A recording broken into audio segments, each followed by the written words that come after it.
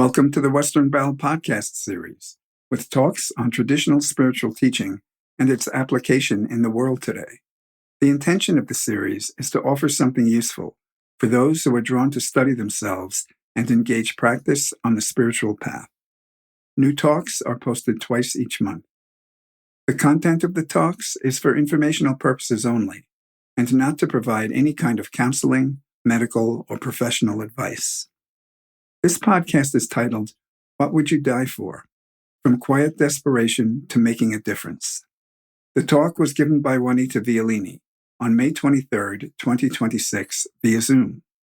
Juanita is an artist and writer-producer of interactive mystery entertainment, who has been a student of the spiritual path for over 35 years. In this presentation, she states that part of knowing ourselves, which is important work in our lives, is knowing what we would die for. She discusses this in terms of principle, something that matters beyond this life. Juanita says that to really consider this requires that we know and accept that our bodies are going to die, that we are all connected to each other, and that we make a difference.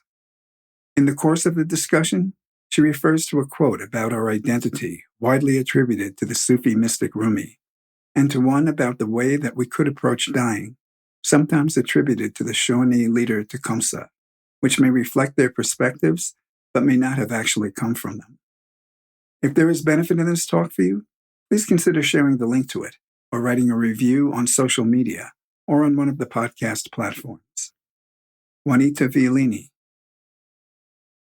What would you die for? This is a talk I've wanted to give for over a year now, and it just didn't feel like the timing was right before now. I think there's a distinction to be made between what would you die for and what is worth living for. When I think of what is worth living for, my perspective is that it is things like family, pursue my dreams, to help with climate change, those kinds of things.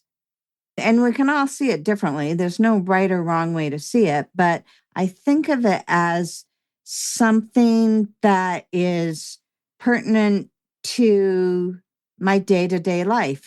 But what would you die for goes beyond this life. This is how I see it. And I think that it takes a lot more gritty intention for what would you die for, because it requires us to know and accept three things. First of all, our bodies are going to die. That's not something you necessarily have to accept when you think about what's worth living for. You could gloss over the whole death thing because it's, as far as we know, not imminent. And so we can get on with what is worth living for. When I think about, am I ready to die? It's something that is worth looking in the face of, because it's going to happen. I find aging brings an imperative with it. And so it's more in our face if we're of a certain age and we keep getting older. And our society is not one that is comfortable with death. I've always wondered, why do we keep death from children? Because it seems like we do, which I think makes it harder on growing and aging, is because now here's a taboo subject we have to face. But regardless, there's a grittiness, a toughness that comes with actually accepting our bodies are going to die. I don't know if you feel like you're afraid of death or not. I don't feel like I'm afraid of death, but I am really afraid of being afraid. I'm afraid of panic and I'm afraid of pain. Death itself, I feel like, is a great unknown adventure that awaits us. And when I feel really like, oh God, oh, I couldn't possibly die. I'm going to go kicking and screaming or whatnot. And then I stop and think, oh, well, look at all the people that have died already. I mean, how hard can it be? Everybody does it, right? So that gives me some comfort. It's just like I know many people have died, even if I don't know them personally. All my writing heroes, Agatha Christie, she's gone, and like that. So it's important. We have to accept that we are going to die. And I wonder if part of the thing that makes it so hard is that we are identified with our bodies so much. Okay, I should speak for myself. I'm identified with my body so much. And if I wasn't so identified with the body, then probably losing it wouldn't be such a big deal because our bodies are not who we are. So I think that facing and accepting the fact that we're going to die makes us a little less controlled by fear. And that then we can switch over from how do I avoid losing whatever we're afraid to lose our bodies, our family. Like there's so many things that will be missed about living, right? In these bodies, the wind on your skin. It's a wonderful thing to be alive. But once we accept that it's going to happen, and it's like, okay, we don't need to ponder it anymore. We don't need to try and get out of it. It's going to happen. Then we can live more thinking about, am I aligned with what matters? When I stop being concerned and focused on myself and not wanting to die or being afraid of being afraid or all those things, then there's space to go further inside to wonder like what matters most. So I have a quote from Martin Luther King. If man hasn't discovered something he will die for, he isn't fit to live.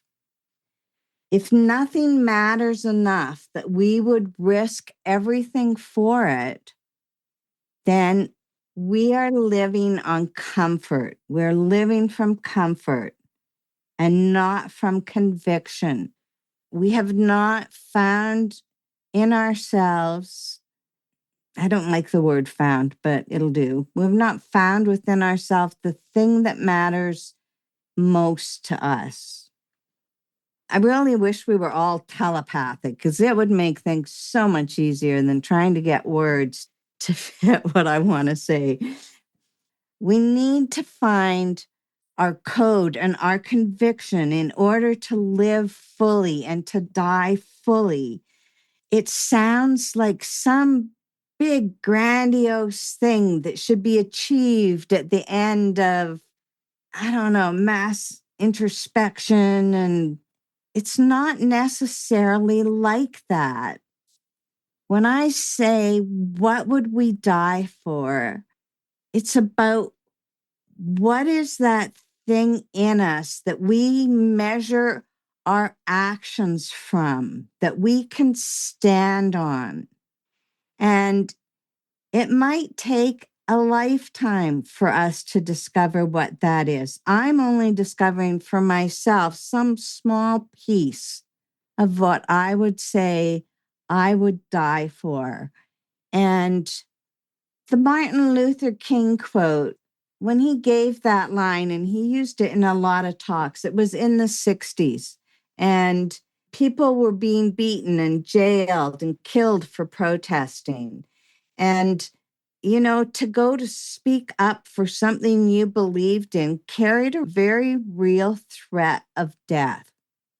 And depending on our circumstances and what's around us, that is a real possibility. And I think whether it is or not, we should consider it as such, that there is some principle, something inside of us that matters so much that we would do anything to protect it.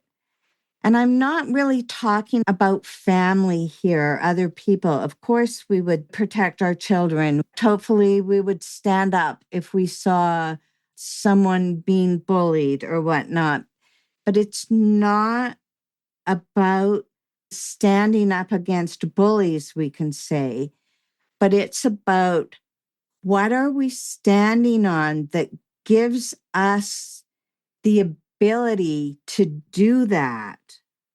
For myself, what I've noticed over the past, 10 years or so, is that a corner or a piece of what I would die for is to be able to speak what is true for me. I'll say more about that in a little bit. So, if we know what we would die for, that is part of knowing ourselves, of who we are. And I think knowing ourselves is one of the biggest, most important pieces of work that we can do in our lifetime, is to know who we are, to know if we're fooling ourselves, to know what's real about us, what's real about the environment we move in, what's real about our relationships. I think of those as very important work. So, knowing what we would die for, just to be clear, doesn't mean that we are necessarily going to literally die for something.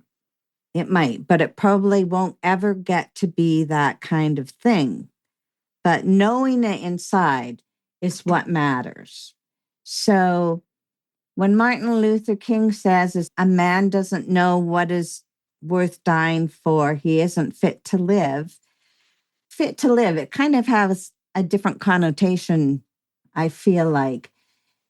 The way he's saying it is that it's easy to get thrown off our game. It's easy to bow to the social pressures, what's going on around us. It's things like staying at a job you hate because the paycheck is good and those kind of things. So, a life without a line you wouldn't cross is by default a life that will be shaped by whatever pressures it. So we need to know inside ourselves, where is the line? What won't we cross? What won't we give into? And that sounds very serious and solid. And it's common sense to remember that we can't know ahead of time when it's smart to stand firm and when we should just stay silent or just step back. So, another important thing about this talk is to understand we can't predict circumstances and we can't know what is right or wrong until we are in that circumstance. And then the space, what's going on, and our paying attention both to what's outside of us and what our body is telling us. That's what we need to turn to know what is the appropriate thing in that moment. So it's not like we're abandoning our stand, but we're not being mindlessly stupid about it either. I have a couple of quotes here. Horace Mann was born in the late 1700s and lived for about 60 years. Says, be ashamed to die until you have won some victory for humanity. And then I found this quote. I love this quote. It's interesting to me how we don't know what we don't know. And if someone doesn't model something for us or tell us something, there's a lot we don't know. So I found this quote by Tecumseh, who was a Shawnee leader in the late 1700s, early 1800s. And he says, when your time comes to die, be not like those whose hearts are filled with fear of death, so that when their time comes, they weep and pray for a little more time to live their lives over again in a different way. Sing your death song and die like a hero going home. I have find that so impactful. When we die, to go like a hero going home. Okay, so any questions or comments about facing our death and knowing what is important to us to stand on? What would we die for? I really liked what you said about, are you afraid of death, or are you afraid of the fear, panic, unknown, and all of the emotions that come with it? I think that's a distinction that I haven't really considered before and I thought was really insightful. I'm curious, what's been your journey with accepting death and understanding death as, a transition point of life and something that you can go to gracefully? I don't think that that's something that many people are born with. And I think that probably requires many years of either work or maybe experience. So I'd love to hear kind of your path in that. Okay, well, thank you. Actually, it does feel in a little bit like something I was born with. I remember as a 2 or 3-year-old seeing flower fairies on flowers and just being more aware of subtle energies happening around me. And so I've always been aware that there's more than meets the eye. And it wasn't true for my whole life, for sure. You're a kid, adults say, no, you're making that up. Oh, it's just your imagination. Then you grow up and you're in a rotten school system. And then you're a teenager and you have hormones and thinking about what am I going to wear or that kind of thing blocks out a lot of introspection for a long, long time. But I've been lucky enough to notice different events that have happened throughout my life. And I think we all have synchronicities and just experiences that come to us. I think it's more likely that we ignore them than that they don't happen for us. But I could be wrong. That's my postulation. And we all have different nervous systems and like that. But I remember very strongly when I was in my early 20s having this idea that I had to find the invisible people. And I had no idea where that was coming from or what it meant. But it made sense to me in my 30s when I found my spiritual community. I was like, these are the invisible people. It was just very clear to me.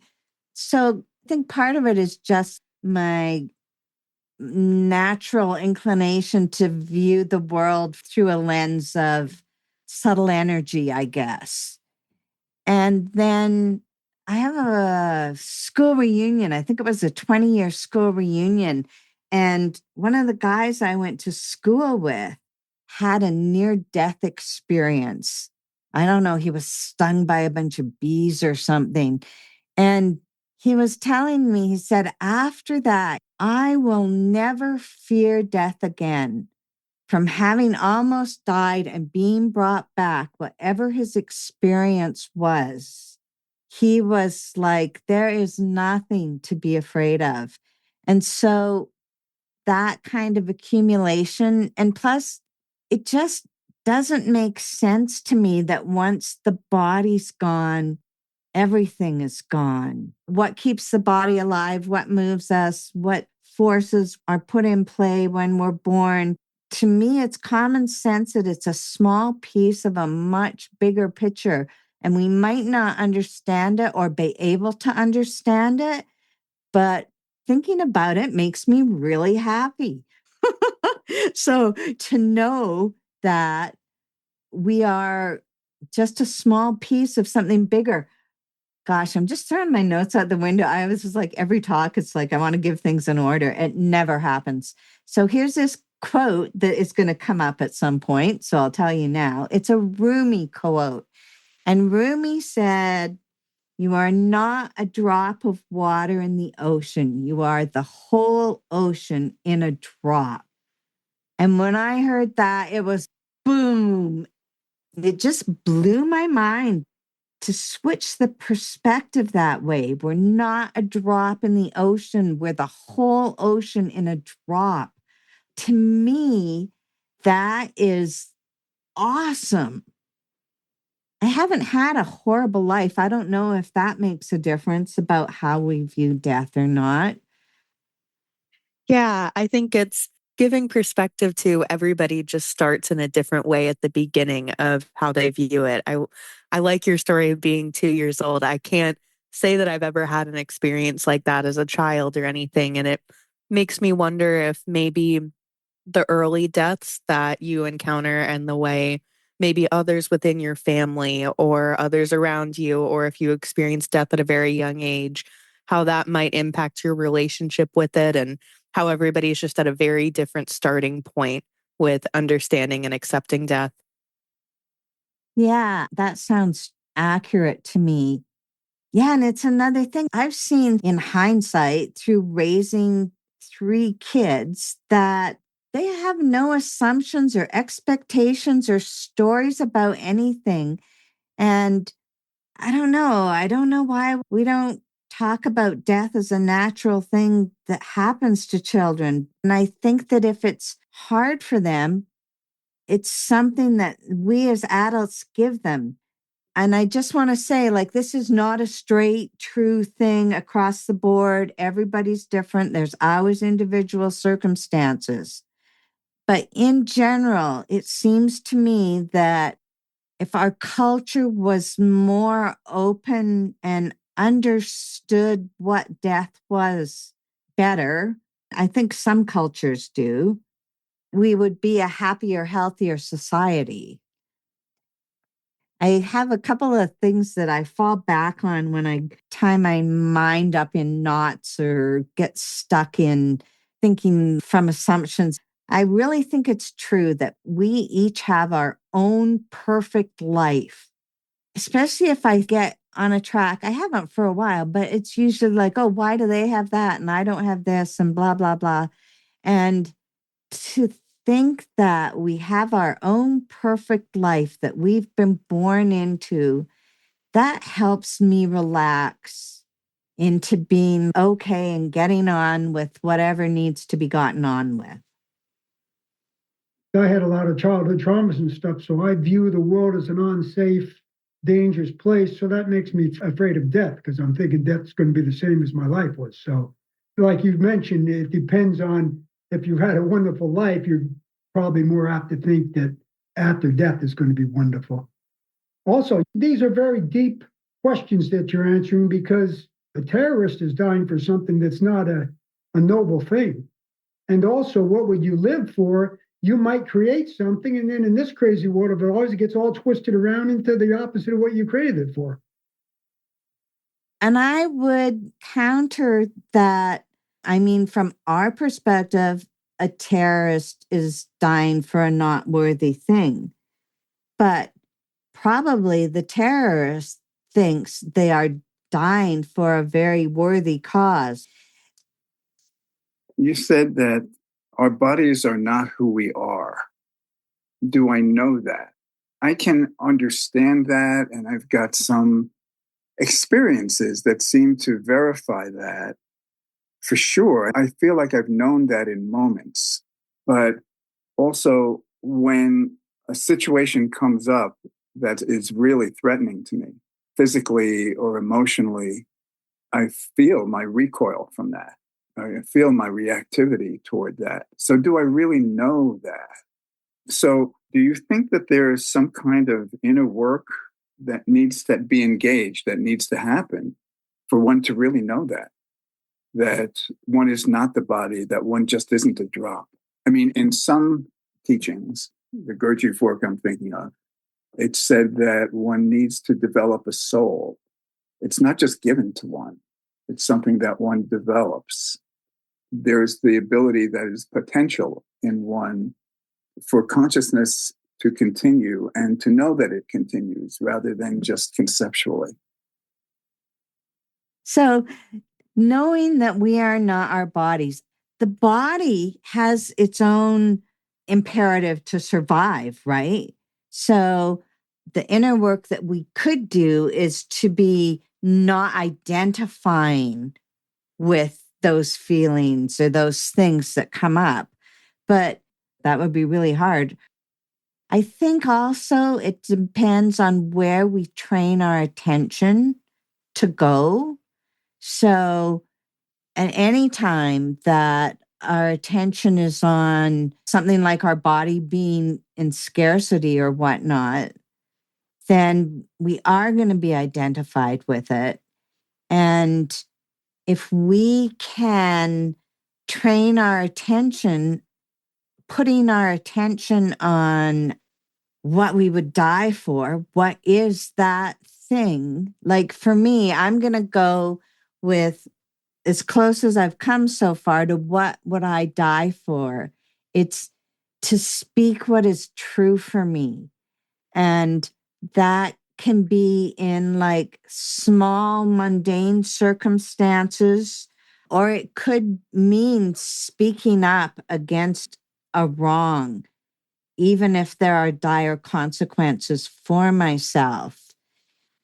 If there's something we can put our attention on, like sing your death song and die like a hero going home, if we can put our attention on going home. I heard a quote once too. I could never find it again, but it was something like humans don't remember what it's like before or after death because it is so wonderful. We couldn't stand to be alive.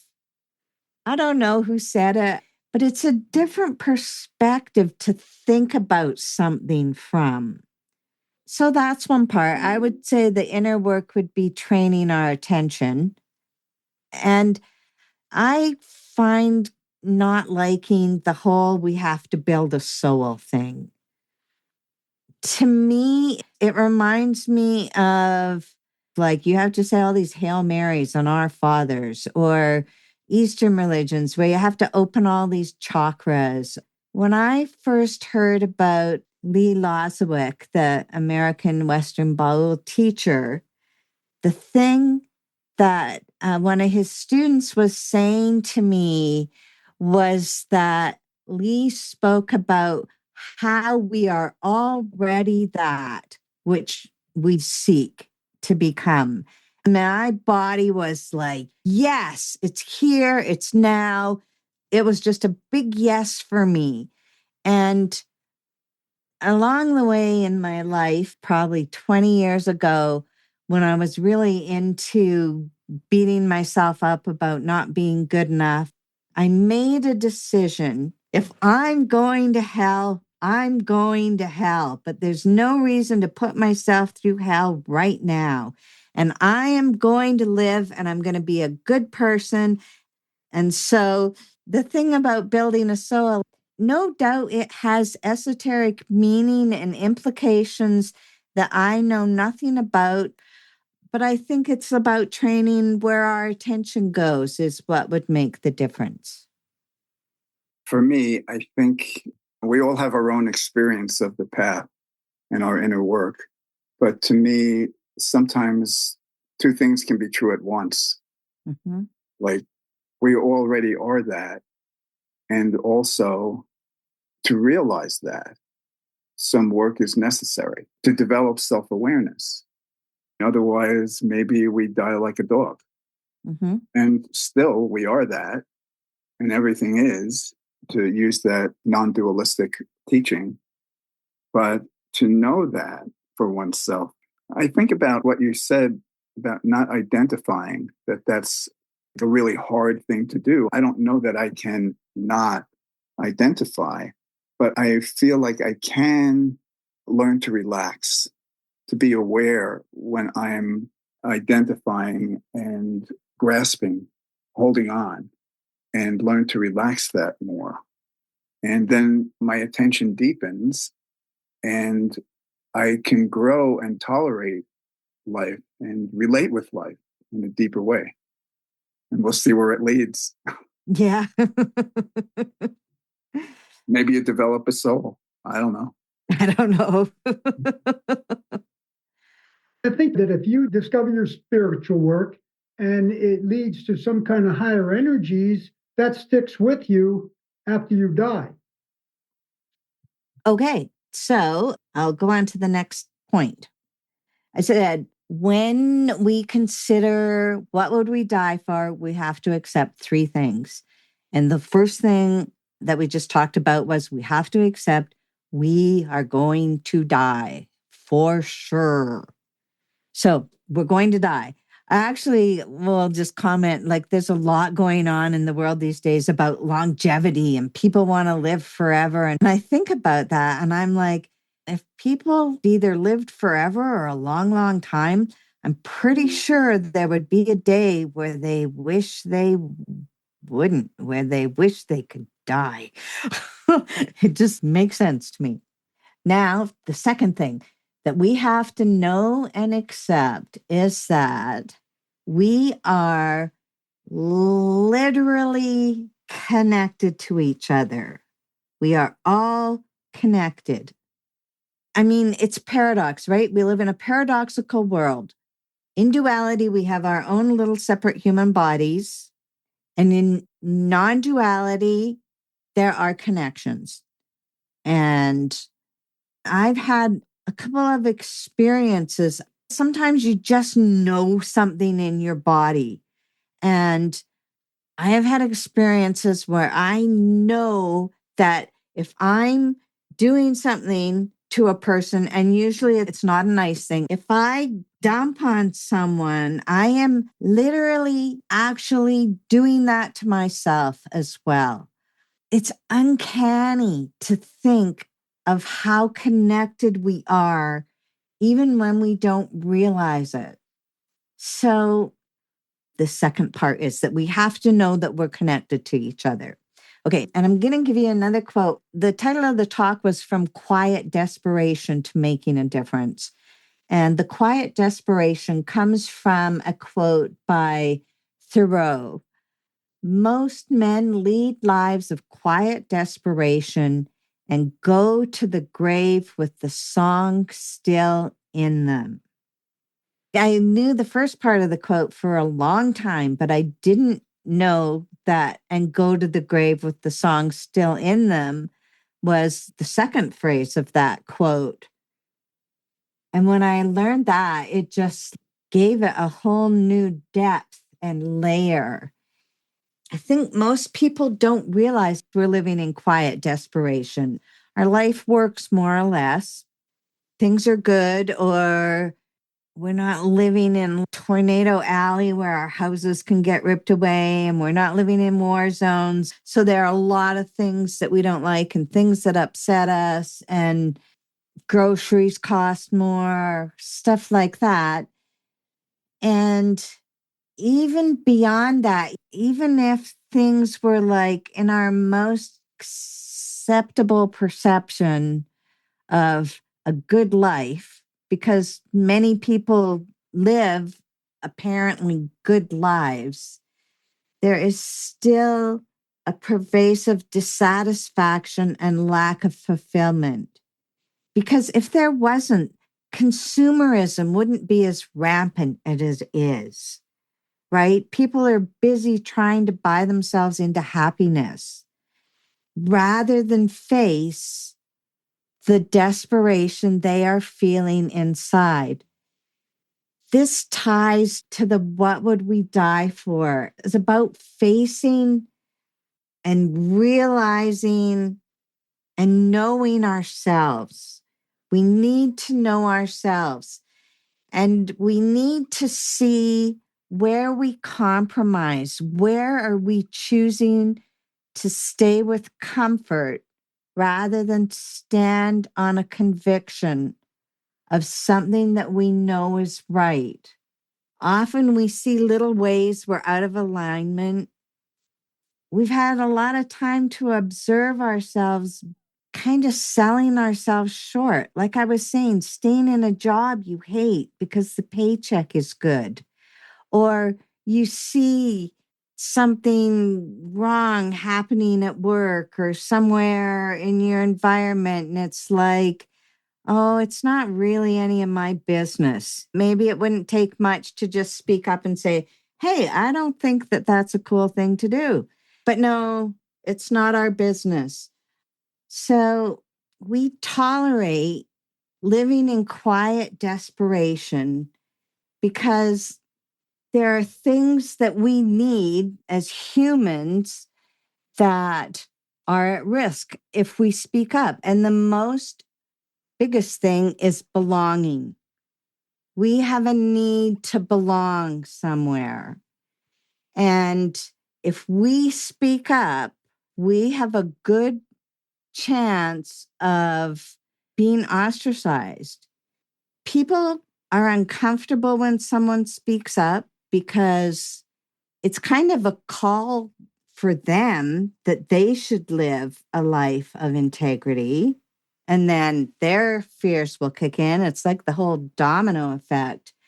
But we need to understand, in order to get out of staying comfortable, to get along and feel like we belong, the distinction between belonging and fitting in. And if we are in a group where we have to compromise ourselves in order to belong, we don't belong. We're just fitting in. Also, as anyone who wants to know themselves, and I've had a hard time with this throughout my life about wanting to belong and don't feel like I belong. And why aren't I invited for lunch with those 5 women that go off for lunch together and all that stuff? If we feel like we don't belong, it's because we don't belong to ourselves. And once we belong to ourselves, we have the clarity to know that we belong in the big scheme of things. We belong in the universe. We are part of the earth, of this system.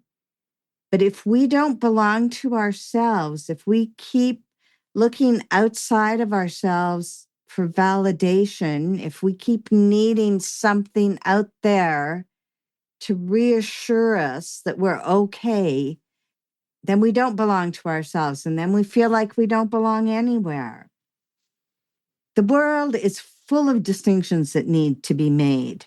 So even though we should not look outside ourselves for validation, the flip side of that, the distinction to be made, especially I think for children, but I don't know that it ever stops, is that we need some kind of mirroring.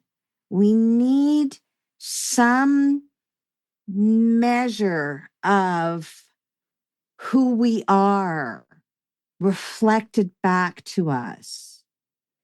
I'm aware that that could sound like the same thing, but it's not the same thing. There is a difference between outside validation and mirroring. It's probably most easily understood if we think of babies or small children, right? If they look at their caregiver, whoever's looking after them, and they see that they are being looked at with love, then they feel that the love is mirroring who they are, that they are also love.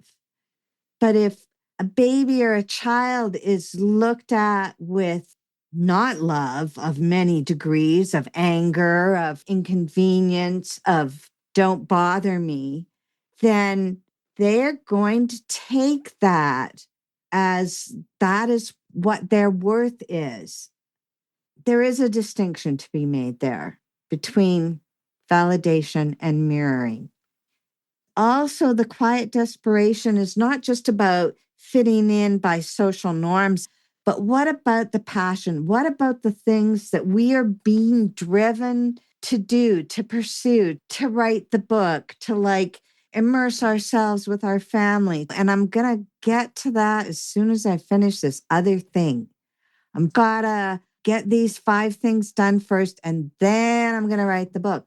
And we can defer and defer and defer. And we are cheating ourselves. And no wonder we're desperate. And no wonder anxiety and depression rule, because we are stuffing who we are instead of expressing it. Juanita, is your song still in you or have you sung it? Oh, gosh. You know what? I don't know if I'm singing it at the top of my lungs, but it is coming out. And I say that because I will speak up in uncomfortable situations. And I am doing what I love. And I've let go of feeling like I need to make so much money from it, or I need this or that other thing to make it work. Pretty much everything I do is a great joy to me. And it's not that I don't have times of great sorrow and fear. All those things still go on. But I even feel like being able to give these talks is part of my song coming out. I'll tell you, when I was a child, for probably my first, I don't know how many years, I was told I was shy. And I held on to that identity until, I don't know, maybe 15 years ago. I was shy. And I wasn't shy. I was hiding behind my mom because I didn't want to kiss the creepy uncles, you know? And then it's like, oh, she's just shy. But I embraced it as being shy. And then as I got older and started examining my actions, and I look at what I've done, and I'm like, I am not shy. But it was a lot of jumping in the deep end to get here. And I still continue that. That quote, most men lead lives of quiet desperation and go to the grave with the song still in them. That's pretty powerful. What I hear in that quote is conditioning. We're conditioned as children to be a certain way. But I think that for a lot of us, we don't know what we are destined for, so to speak. What is innately the work that we can do? Maybe we all have some work that we've come here to do, but finding that is a process, it seems, for a lot of people. People sometimes get to middle age and then they realize, oh, I really would rather do this other thing. And some people know right away what they're meant to do. Also, speaking up, to me, there's nuance to that because I think we all have to make a living. And like I know a guy, and he's just gone from job to job to job. He's never able to stay in one. He always has some problem with people. Something doesn't measure up to his standards. And he's got a point about all these situations, but none of them are going to be perfect. To learn to be able to tolerate situations that aren't ideal is, I think, part of living. Absolutely. And I've been there and done that. And now I could work really hard and make more money, but I want to go ride my bike. And I also know a person like that you're saying, like, whatever the thing is that brings in the money is just gloom and doom and heartache after a month or two. It doesn't matter what the thing is. So I have to think that we can't do anybody else's work for them. My next big highlighted sentence here on my notes is, what if the reason we were born is to learn to love ourselves? I avoided this for a long time because don't be so selfish. Put other people before you. Don't hurt their feelings. And the perverted version of serving others, right? But If we go back to the fact that we are all literally connected, we are connected. If we can't love ourselves, we can't love anyone else. We can only share as much of ourselves with others as we share with ourselves. And whether that's talking about being kind or whether that's talking about being true, if we're living and still supporting self-hatred and self-doubt within ourselves, then we are not available to that degree to serve others. Plus, I've seen and observed in my experience, it seems to me that people only ever talk about themselves. Whatever we say, we're talking about ourselves. So my husband, Tony, and I worked together for a while at the campground, and the supervisor was like, no, you and Tony can't work together. You guys are just going to go off and fool around. Well, no, we weren't going to go off and fool around. That's not who we are. But it was obviously who she was. She would have gone off and fooled around. It's a real thing where people think everyone thinks the way they think. There's a quote, a thief thinks everybody steals. And if people are afraid of always being cheated, that is the person who's going to try and cheat somebody. And it's my observation and experience that that is just the way it works. And it helps me have compassion for some people too. I know this one woman, man, she is hard to be around, so hard to be around. And I think, well, as hard as she is on everybody around her, that has to mean she's at least that hard on herself. And so, seeing as we're all connected, if we love ourselves, if we can give ourselves the benefit of a doubt, if we can be our own cheerleaders, if we can mess up as bad as anything and still go, wow, I really messed up. It's okay. I'm going to learn from it what I can.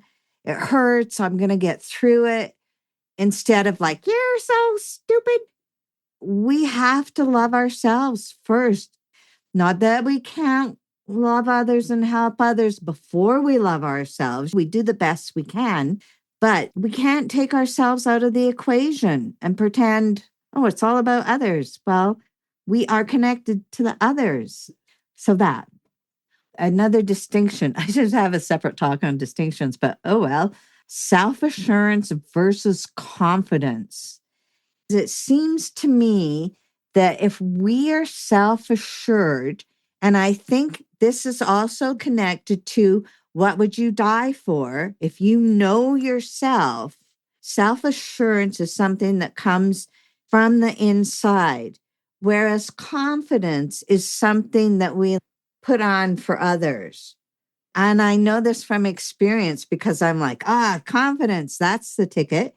Here's me not being shy. I answered an ad in the paper many years ago to make puppets for this guy who did clay animation.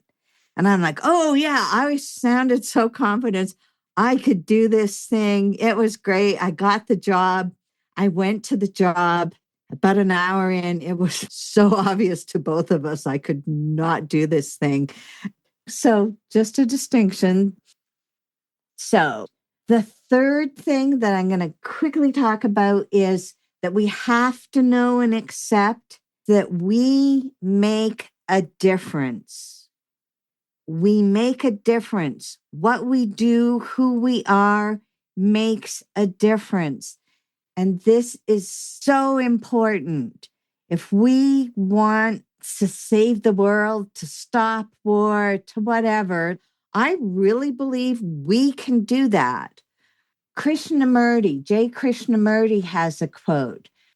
We are the world. The world is you and me. The world is not separate from you and me. We created this world, the world of violence, the world of wars, with the utter lack of communication with each other and with no sense of compassion, consideration for each other. What you are, the world is. And without your transformation, there can be no transformation of the world. So there's something that we need to stop doing, in my opinion, in order to save the world, or at least have a nice life where we live. And that is to stop being offended. Stop taking offense. Taking offense, in my point of view, is the most toxic thing we can do. We poison ourselves, we manipulate the other. Being offended is how we manipulate others. And it's how we are manipulated. Oh, I can't say anything. They're going to take offense. And so we're forced, if we want to get along, to edit what we say and to shape what we say because we don't want to offend them.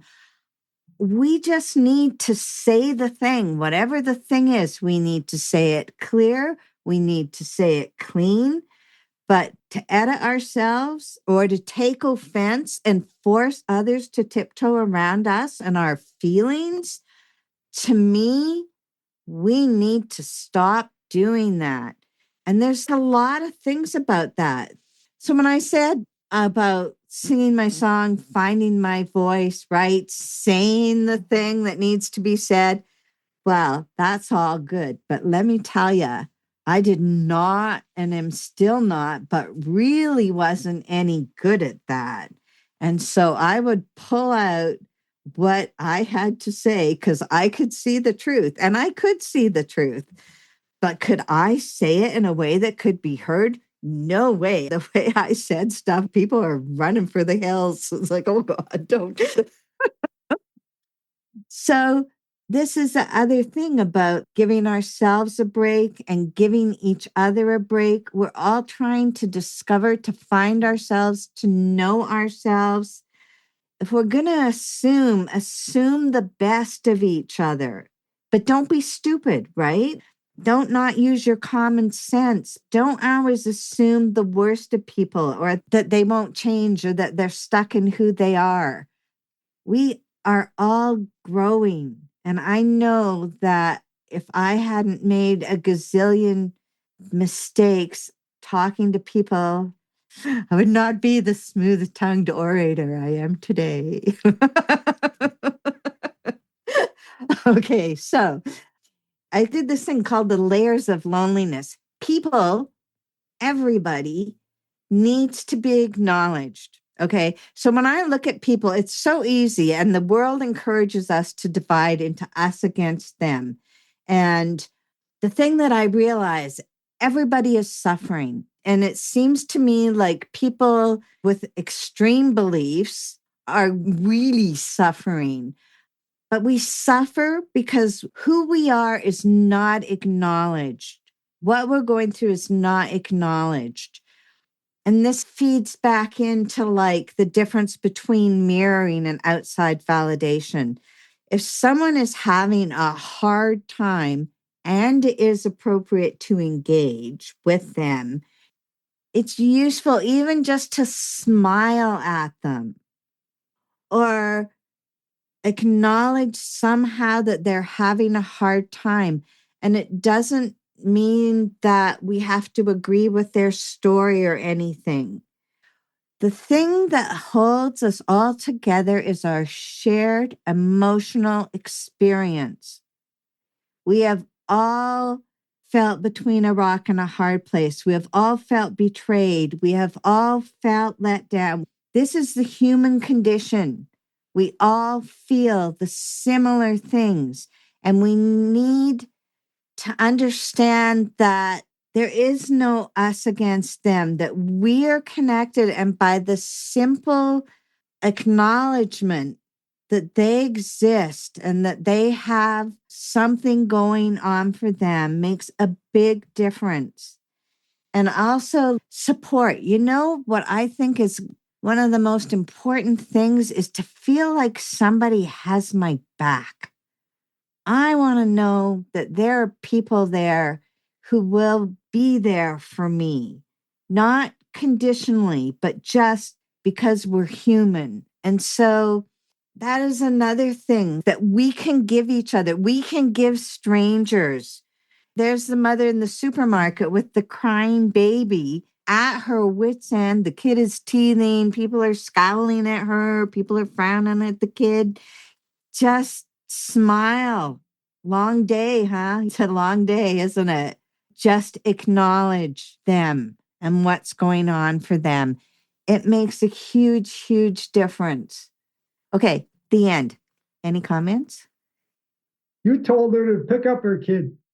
Should have I said. remember from the last talk. I know. For those that weren't there, I'm talking about speaking up. This little 2-year-old kept running away from his mom. And then I came back 5 minutes later, he was still running away from his mom. And I said to her, oh, just go pick him up.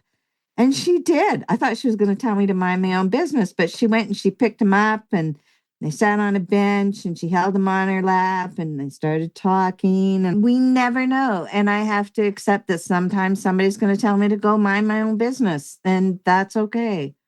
So I think you were singing your song right then.